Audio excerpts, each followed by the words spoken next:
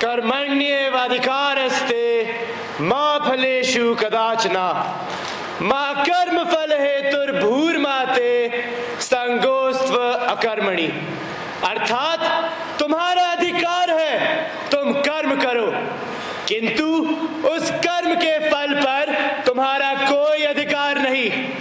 तुम निरंतर कर्म के फल पर मनन मत करो और अकर्मण्य भी मत बनो।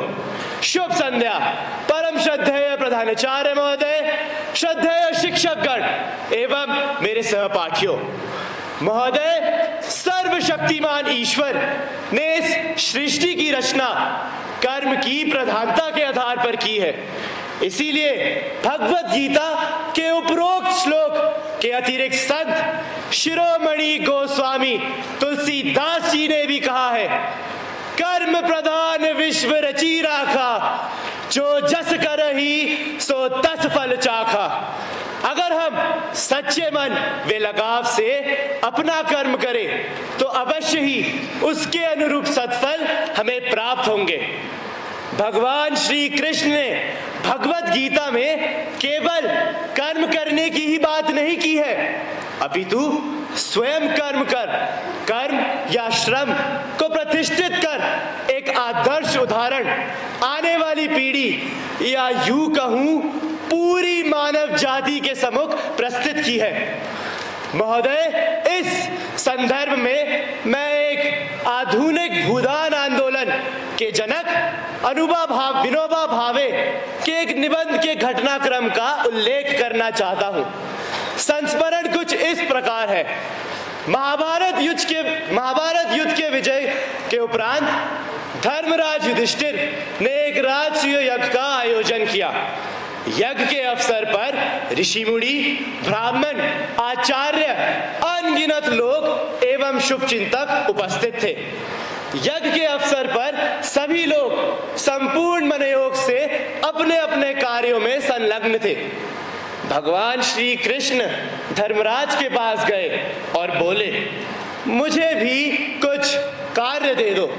यह सुन धर्मराज ने विनम्रता पूर्वक करबद्ध निवेदन किया कि वे इस पावन पर्व पर उपस्थित हैं, वो ही इस पर्व की शोभा है और वे तो स्वयं ही भगवान हैं।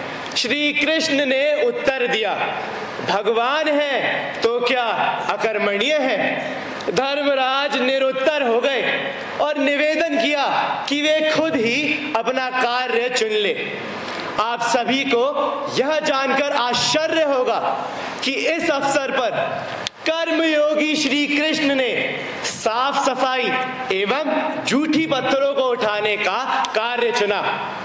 महोदय, इस घटना से यह तो स्पष्ट है कि पौराणिक काल से लेकर के आधुनिक काल तक के विचारकों, दार्शनिकों एवं समाज सुधारकों ने कर्म को ही प्रधानता मानकर अपने भाग्य को सजाया एवं संवारा है और भावी पीढ़ी के लिए कर्म प्रधान विश्व रची राखा का एक आदर्श उदाहरण स्थापित किया है। महोदय, एक प्रसिद्ध कहावत है, जैसा करोगे वैसा भरोगे। मैं इससे 100% सहमत हूं।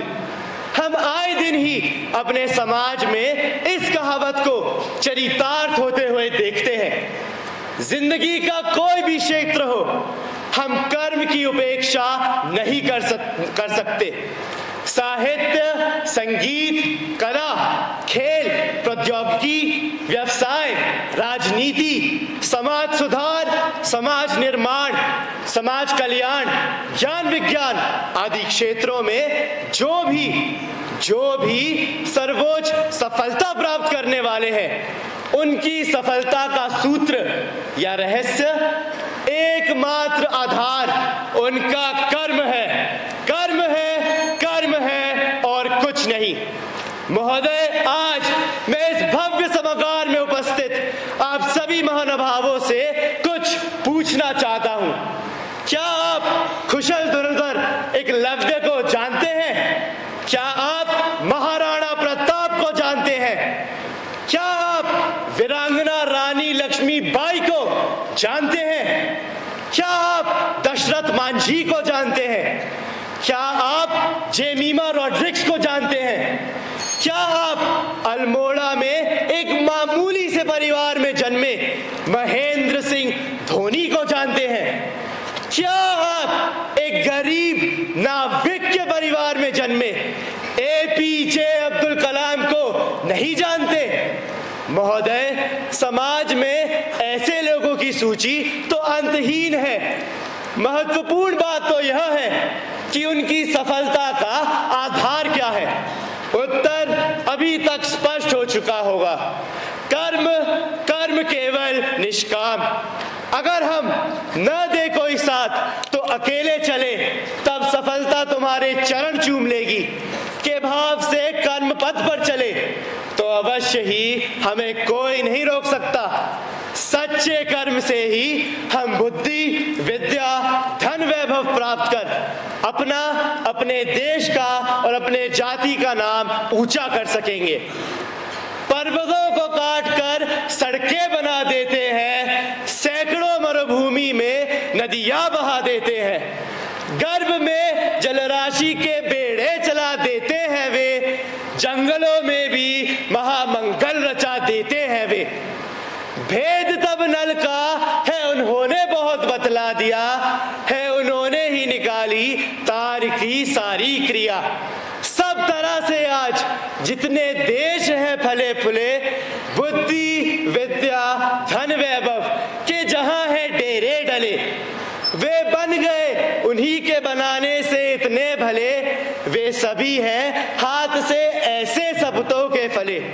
लोग जब ऐसे समय पाकर जन्म लेंगे कभी, देश की और जाति की भलाई होगी तभी। महोदय, अंततः प्रश्न यही है कि कर्मयोगी कैसे बना जाए। विचारकों, दार्शनिकों एवं समाज सुधारों का मत विशद एवं व्यापक होगा, मगर मैं आपके बीच का एक सामान्य छात्र अपने अल्पायु के अजीत अनुभव के आधार पर कुछ कहना चाहता हूं। यह मेरा परम सौभाग्य है कि मुझे अपने जीवन की आधारशिला को सुदृढ़ बनाने के लिए शॉबर्ट जैसा विख्यात विद्यालय वरदान स्वरूप प्राप्त हुआ। यहाँ मैंने सीखा समय नियोजन क्या है। यहाँ मैंने सीखा आपसी सहयोग का क्या महत्व है। यहाँ मैंने सीखा नेतृत्व क्षमता की विवेकता हम अपने जीवन में कैसे लाए। यहाँ मैंने सीखा कर्म एवं संघर्ष का हमारे जीवन में क्या महत्व है।